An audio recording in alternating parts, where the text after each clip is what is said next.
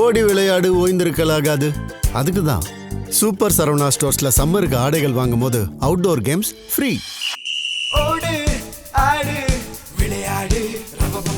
Super Saravana stores summer கோடையை கொண்டாடலாம். விஜய் வாங்குகிற வாக்கு சதவீதத்தை வைத்து தமிழ்நாட்டு அரசியல் சூழல் மாறும், திருமாவளவன் பேச்சு. இது பற்றி ஜெம் தொலைக்காட்சி வழங்கும் சிறப்பு செய்தி தொகுப்பை தற்பொழுது பார்க்கலாம்.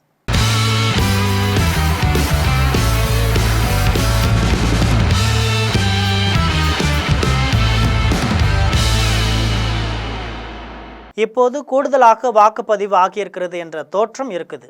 ஆனால் அது உண்மை இல்லை என்று தொல் திருமாவளவன் கூறியிருக்கிறார்.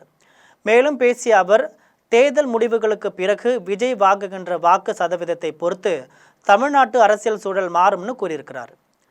தமிழக சட்டப்பேரவை தேர்தல் ஒரே கட்டமாக 234 தொகுதிகளுக்கும் நடந்து முடிஞ்சிருக்கு.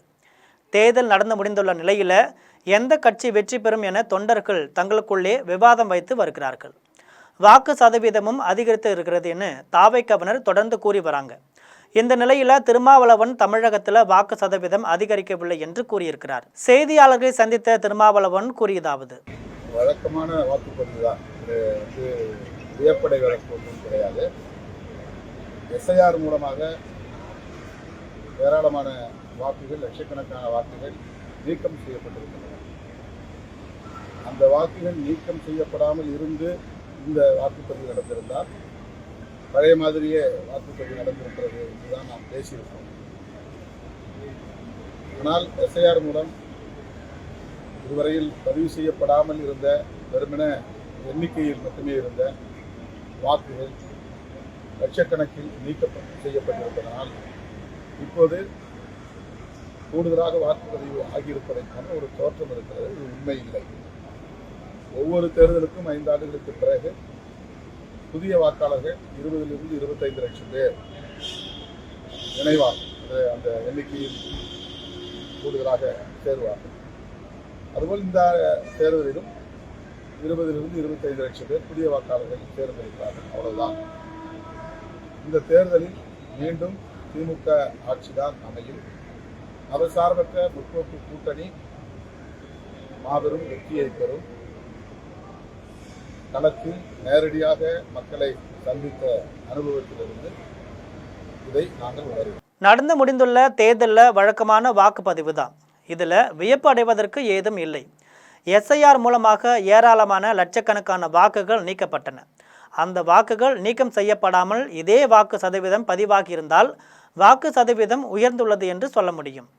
ஆனால் எஸ்ஐஆர் மூலம் இதுவரை பதிவு செய்யப்படாமல் இருந்த வெறுமனே எண்ணிக்கையில் மட்டும் இருந்த வாக்குகள் லட்சக்கணக்கில் நீக்கம் செய்யப்பட்டுள்ளதால் இப்போது கூடுதலாக வாக்குப்பதிவு ஆகியிருக்கிறது என்ற தோற்றம் இருக்குது.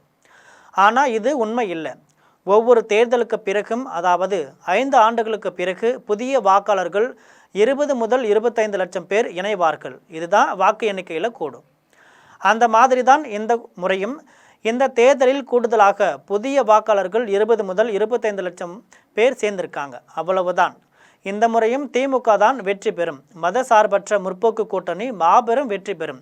களத்தில் நேரடியாக மக்களை சந்தித்த பிறகு நாங்கள் இதனை உணர்கிறோம் என்றார். தமிழகத்தில் தொங்கு சட்டசபை அமையும்னு திருமாவளவன் கூறியதாக தகவல் பரவியிருக்கிறதே என்ற செய்தியாளர்கள் கேள்விக்கு பதிலளித்த திருமாவளவன், நான் அப்படி சொல்லலை, அது வியூகங்களால் அப்படி பலரும் பரப்பினாங்க. தேர்தலுக்கு பிறகு அரசியல் சூழல் மாறும் என்றுதான் நான் சொல்லியிருந்தேன். தேர்தல் முடிவுகளுக்கு பிறகு விஜய் வாங்குகின்ற வாக்கு சதவீதத்தை பொறுத்து தமிழ்நாட்டு அரசியல் சூழல் மாறும் என்ற பொருளில் சொல்லியிருப்பேன்.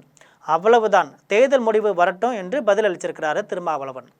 இது போன்ற செய்திகளை தெரிந்து கொள்ள தொடர்ந்து ஜெம் தொலைக்காட்சியுடன் இணைந்திருங்கள். நன்றி, வணக்கம்.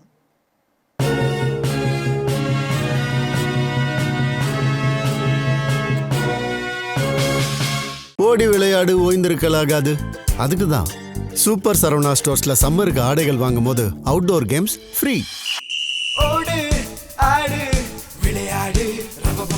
சூப்பர் சரவணா ஸ்டோர்ஸ் சம்மர் கோடையை கொண்டாடலாம்.